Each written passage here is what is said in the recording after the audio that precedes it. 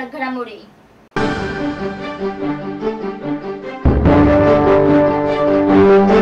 पिस्तुलाच्या धाकाने lottery centre लुटणाऱ्या दुकलीला ठाणे गुन्हे शाखेने केली अटक। आंबेघोसाळे तलाव परिसराचा ठाणे महानगरपालिका आयुक्त करणार कायापालट। आर्थिक नैराश्यातून कासारवडवली येथील हत्याकांड झाले असल्याची दाट शक्यता। सोनसाखळी चोरणाऱ्या आरोपींना ठाणे पोलिसांनी केली अटक। दिवंगत पत्रकार रतन भौमिक यांना ठाणे शहर दैनिक पत्रकार संघाच्या वतीने आदरांजली अर्पण।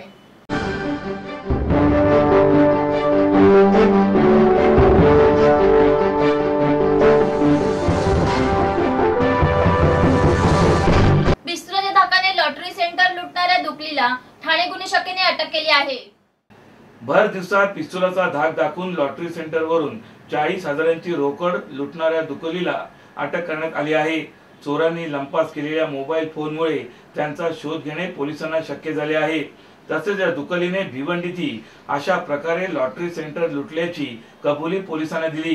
ही कारवाई ठाणे खंडणी विरोधी पथकाने केल्याची माहिती गुन्हे शाखेचे पोलीस उपायुक्त पराग मणेरे यांनी दिली। अमजद दिलावर खान उर्फ अमजू आणि गुलाम मोहम्मद इसाक शेख उर्फ गुल्लू अशी अटक केलेल्यांची नावे असून ते मुंब्र्यात राहतात। घोडबंदर रोड येथील सवारिया ऑनलाईन राजश्री लॉटरी या दुकानात 2 फेब्रुवारीला ते घुसले होते। त्यातील एकाने दुकानातील ऑपरेटर हरीश पटेल याच्या अंगावर पिस्तूल रोखले, दुसऱ्याने चाकू दाखवून ग्राहकांना धमकावले, तर 40,000 रुपये व ग्राहकांचे मोबाईल फोन लुटले। खंडणी विरोधी पथक आणि पोलिसांनी चोरीला गेलेल्या एका मोबाईलच्या लोकेशनवरून दुकलीला अटक केली आहे। Family planning association of India यांच्या मार्फत माफक दरात दिल्या जाणाऱ्या सेवा, किशोरवयीन मुला-मुलींसाठी समुपदेशन, सुरक्षित गर्भपात व कुटुंब नियोजन पद्धती, पुरुष प्रजनन स्वास्थ्य समस्या व निदान, गर्भाशय मुख कर्करोग तपासणी या सेवा मिळण्याचे ठिकाण कुटुंब नियोजन आदर्श केंद्र, गौतम चेंबर्स, दुसरा मजला, म्युनिसिपल शाळा क्रमांक 13 जवळ, पोखरण रोड नंबर 1, खोपट, ठाणे पश्चिम। दूरध्वनी 25472117। आंबेघोसाळे तलाव परिसराचा कायापालट करण्याचा निर्णय पालिका आयुक्त संजीव जयस्वाल यांनी घेतला आहे। ठाणे शहरात रस्ता रुंदीकरणाची मोहीम पालिका आयुक्तांनी अधिक तीव्र केली असताना पालिका आयुक्त संजीव जयस्वाल यांनी ठाण्याच्या कॅसल मिल नाका येथील आंबेघोसाळे तलाव व त्या परिसराचा पाहणी दौरा केला। त्यांच्या समवेत शिवसेना उपनेते अनंत तरे, स्थानिक नगरसेविका महेश्वरी तरे, माजी नगरसेवक संजय तरे सह नागरिक व महापालिकेचे अधिकारी उपस्थित होते। Castle mill, Anand park, Shrirang society, Vrindavan society येथील नागरिक सकाळी आंबेघोसाळे तलावाजवळ मॉर्निंग वॉक करण्याकरता येत असतात। मात्र या ठिकाणच्या लाद्या वर खाली झाल्या असल्याने याचा त्रास येथे येणाऱ्या ज्येष्ठ नागरिकांना होत असतो। त्यामुळे हा जॉगिंग ट्रॅक सुसज्ज करण्याचे आदेश आयुक्तांनी यावेळी दिले। तसेच या तलाव परिसराची संरक्षक भिंत कमकुवत झाल्याने सदर संरक्षक भिंत बांधण्याचे व तलावाची साफसफाई करण्याचे आदेश देखील यावेळी आयुक्तांनी दिले आहेत। तसेच या तलावाला लागून असलेला महापालिकेचा भूखंड जो पिकनिक स्पॉट म्हणून आरक्षित असताना या भूखंडावर अनेक अनधिकृत घरे बांधून या भूखंडावर अतिक्रमण करण्यात आले आहेत। सदरची अतिक्रमणे ही जमीनदोस्त करण्याचे आदेश आयुक्तांनी संबंधित अधिकाऱ्यांना दिले आहेत व त्या जागेवर पिकनिक स्पॉट लवकरात लवकर उभारला जाईल व वरील सर्व कामे 1 महिन्यात पूर्ण करण्यात येतील असे आश्वासन आयुक्तांनी दिले आहेत। आपण आपलं घर स्वच्छ, सुंदर, नीटनेटकं ठेवतो ना, मग आपण आपल्या शहराच्या बाबतीत उदासीन का? आपलं शहर स्वच्छ, सुंदर आणि नीटनेटकं ठेवणं ही आपली जबाबदारी आहे, हो ना? मग उचला फोन आणि विना परवाना होर्डिंग्स, बॅनर्स कुठे दिसले तर 1800-222-108 या टोल फ्री क्रमांकावर कळवा किंवा 7506946155 या भ्रमणध्वनीद्वारे आपली तक्रार नोंदवा किंवा महापालिकेने तयार केलेल्या स्टार ग्रेड ॲप्लिकेशनद्वारे आपली तक्रार नोंदवा। त्याची दखल त्वरित घेतली जाईल। लक्षात घ्या, आपला छोटासा सहभाग आपलं शहर स्वच्छ, सुंदर आणि नेटनेटकं बनवू शकतो। जसं आपलं घर तसं आपलं ठाणे शहर। ठाणे महानगरपालिका हद्दीत घर घेताय का? मग ते अनधिकृत तर नाही ना? याची खातर जमा करा. अनधिकृत घर घेणं हा विकणाऱ्यासोबत विकत घेणारा देखील तितकाच दोषी असतो. तेव्हा घराची डोळस खरेदी करा. आपली कुठे फसवणूक तर होत नाही ना. यासाठी ठाणे महानगरपालिका मुख्यालयातील 4थ्या मजल्यावरील बांधकाम विभागात घराचा सर्वे नंबर, टिक्का नंबर याची खातर जमा करा. घराचं स्वप्न अवश्य करूया साकार, पण अनधिकृत घराचा नका करू कधीही विचार. अधिकृत घर म्हणजे उद्याची देखील निश्चिंती. अनधिकृत घराचे दार म्हणजे डोक्यावर कधीही तोडण्याची टांगती तलवार.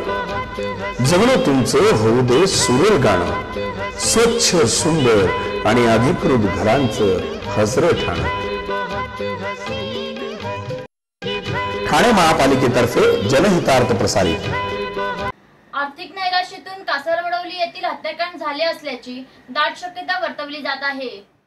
हसेन वरेकर याला सुपारीच्या व्यवसायाकरिता सुमारे 35 लाखांची गरज होती. त्यासाठी त्याने कोपरखैरणे येथील मेहुणे शौकत खान याच्याकडून 7 लाखांचे कर्ज घेतले होते. खाजगी पेढीत सोने गहाण ठेवून 87,000चे कर्जही घेतले होते अशी माहिती तपासात समोर आली आहे.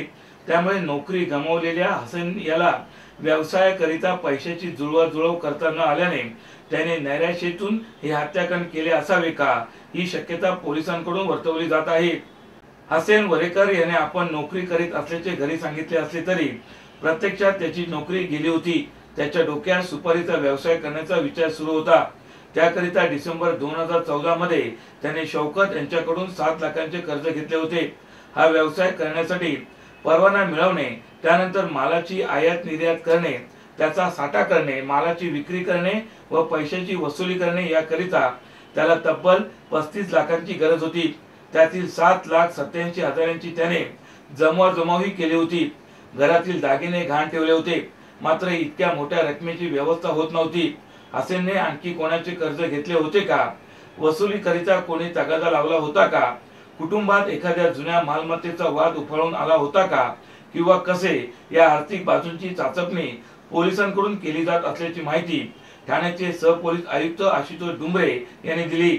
आर्थिक बाजूंबरोबर सुबियाचा जबाब काळ्या जादूसाठी त्याला कोणी प्रेरित केले आहे का, याबाबतही तपास सुरू असल्याची माहिती त्यांनी दिली. स्वप्नील जोशी, तरुण, सुपरहिट, विश्वासार्ह आणि सगळ्यात वेगानं वाढणारा ब्रँड. Ready ready ready.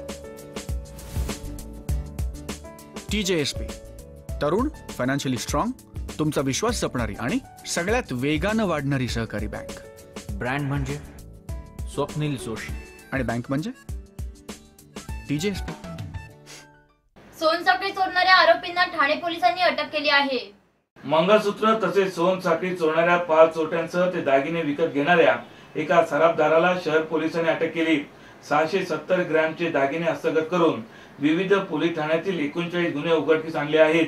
यामधील म्होरक्यासह तिघेही शहर पोलिसांनी सोनसाखळी चोरट्यांच्या तयार केलेल्या टॉप 20 यादीतली असून त्यांच्या विरोधात मोका अंतर्गत कारवाई केल्याची माहिती गुन्हे शाखेचे उपायुक्त पराग मनेरे यांनी दिली.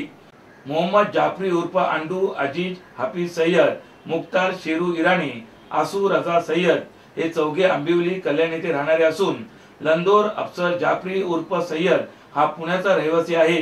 हे 5 जण कासारवडवली परिसरात येणार असल्याची माहिती गुन्हे शाखा 1 चे वरिष्ठ पोलीस निरीक्षक नितीन ठाकरे यांना मिळाली होती. त्यानुसार सापळा रचून या सर्वांना अटक करण्यात आली आहे. ठाणे आयुक्तालयातील गुन्हे शाखेच्या क्राईम ब्रांच क्रमांक 1 मध्ये सिनियर PI नितीन ठाकरे व त्यांच्या संपूर्ण टीमने अत्यंत चांगली कामगिरी केलेली आहे. ठाणे आयुक्तालय आणि मुंबई त्याच्या आजूबाजूच्या परिसरामध्ये चेन स्नॅचिंग करणारी एक मोठी गँग जी आहे, या कारवाईने आपण उद्ध्वस्त केलेली आहे. या कारवाईमध्ये 5 आरोपी आपण यातनं ताब्यात घेतलेले आहेत. तसेच ह्यांना मदत करणारा जो ज्वेलर जो आहे, त्यांचा माल रिसीव्ह करणारा ज्वेलर आहे, त्याला देखील आपण ताब्यात घेतलेलं आहे. असे आपण 6 आरोपी या गुन्ह्यांमध्ये अटक केलेले आहेत. या आरोपितांकडून जवळपास 700 ग्रॅम एवढा आपण मुद्देमाल हस्तगत केलेला आहे. एकूण 39 गुन्हे एवढे जे आहेत त्या संपूर्ण कारवाईमध्ये उघडकीला आलेले आहेत. सुमारे 16 लाख रुपये किमतीचा एवढा मुद्देमाल जो आहे हा देखील आपण या आरोपितांकडून जप्त केलेला आहे. महिलांच्या न्याय हक्कासाठी लढणाऱ्या नारी शक्ती ब्रिगेडमध्ये सहभागी व्हा आणि आपले हक्क मिळवा. महिलांवरील अन्यायाविरोधात लढणारी एकमेव संघटना नारी शक्ती ब्रिगेड. नारी शक्ती ब्रिगेड राष्ट्रीय अध्यक्षा निर्मला पाल. सभासद नोंदणी सुरू आहे. संपर्क 9321712916.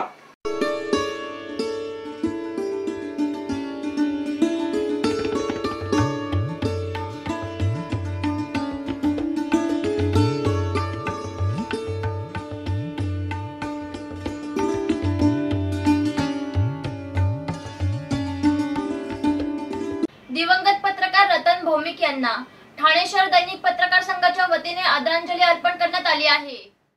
राज्यभरातील पत्रकारांसाठी शासकीय योजनांचा पुरेपूर फायदा करून घेण्याबरोबरच आकस्मिक मृत्यू होणाऱ्या पत्रकारांच्या कुटुंबियांना भविष्यात 3 लाख रुपये मदत मिळवून देणार असल्याचे विधिमंडळ वार्ताहर संघाचे अध्यक्ष अप्पा भानुशाली यांनी काल ठाण्यात एका श्रद्धांजली सभेत सांगितले. ठाण्यातील दिवंगत पत्रकार रतन भौमिक यांच्या शोक सभेनिमित्त भानुशाली ठाण्यात उपस्थित होते. ठाण्यात घडलेल्या भीषण हत्याकांडानंतर या घटनेचे वृत्तसंकलन करण्यासाठी गेलेल्या विविध खासगी वृत्तवाहिन्यांचे कॅमेरामन रतन भौमिक यांचा 28 फेब्रुवारी रोजी सिव्हिल रुग्णालयात कोसळून दुर्दैवी मृत्यू झाला होता. भौमिक हे अत्यंत हलाखीच्या स्थितीत पत्रकारिता करीत होते. मात्र वृत्त संकलन करतानाच मृत्यूने त्यांच्यावर घाला घातला. त्यानिमित्त ठाणे शहर दैनिक पत्रकार संघाने ठाणे महानगरपालिका मुख्यालयात आयोजित केलेल्या शोक सभेत शेकडो पत्रकार आणि काँग्रेस गटनेते संजय घाडीगावकर उपस्थित होते. सर्व उपस्थितांनी भौमिक यांच्या आठवणींना उजाळा देत त्यांच्या कुटुंबियांसाठी आर्थिक मदतीचे आवाहन केले. घाडीगावकर यांनी 25,000 तर इतर सदस्यांनीही मदत निधीला हातभार लावून मुंबई महानगरपालिकेच्या धर्तीवर ठाणे महापालिकेच्या अर्थसंकल्पातही किमान 1 कोटीची पत्रकार कल्याण निधीची तरतूद करण्याची मागणी महापौर संजय मोरे आणि पालिका आयुक्त संजीव जयस्वाल यांच्याकडे केली आहे.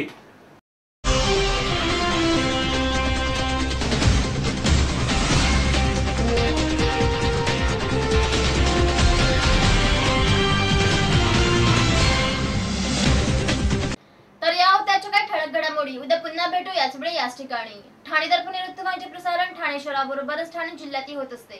तरी आपल्या काही समस्या अथवा सूचना असल्यास आमच्या या पत्त्यावर संपर्क साधा. आमचा पत्ता पुढील प्रमाणे